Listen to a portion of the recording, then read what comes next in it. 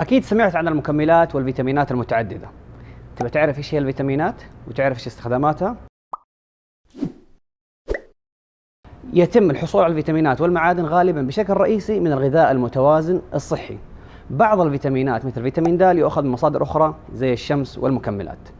استخدامات الفيتامينات المتعددة تيجي في بعض الحالات، مثلا في حالة الحمل نستخدم حمض الفوليك وأحد الفيتامينات قبل الحمل ب3 شهور عشان نمنع تجاوزات الجنين.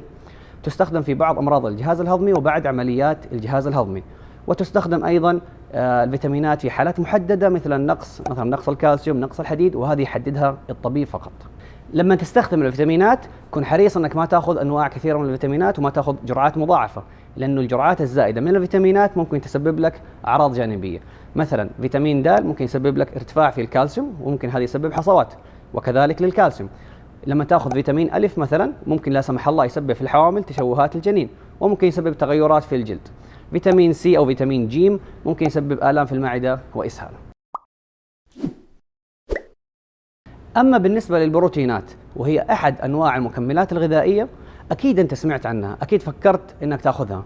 هل البروتينات تستخدم فقط لممارسي كمال الأجسام؟ احتياج الإنسان الطبيعي من البروتين يساوي تقريبا 0.8 جرام من البروتين لكل كيلو جرام من جسمك. البروتينات تأتي بأشكال متعددة، معظم الأشكال التي تأتي بها مساحيق البودرة، ومنها أنواع مثل بروتين الكازين والواي بروتين والصويا بروتين.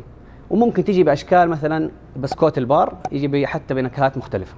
بشكل عام معظم الناس يستطيعوا الحصول على احتياجهم اليومي من البروتين من خلال الغذاء المتوازن الصحي، وذلك بالتركيز على اللحوم الحمراء، الدواجن، الأسماك، ثم بدرجة أقل البيض ومنتجات الألبان وغيرها. لما نجي نتكلم عن الرياضيين اللي يحتاجوا يزيدوا كتلة العضلات، يحتاجوا جرعة أكبر من البروتين من الإنسان الطبيعي.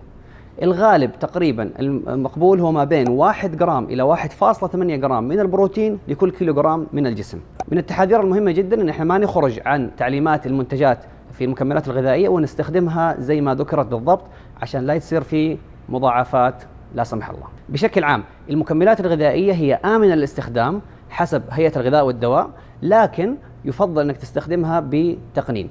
انت كإنسان طبيعي في الغالب ما تحتاج لها إلا في حالات معينة زي ما ذكرنا مثلا حالة الرياضيين. لذلك أنصحك دائما قبل ما تأخذ أي شيء تستشير طبيبك. دائما تأكد من احتياجك لأي مكمل غذائي قبل تناوله، وإذا عندك أي استفسار فيها تفضل واسألنا.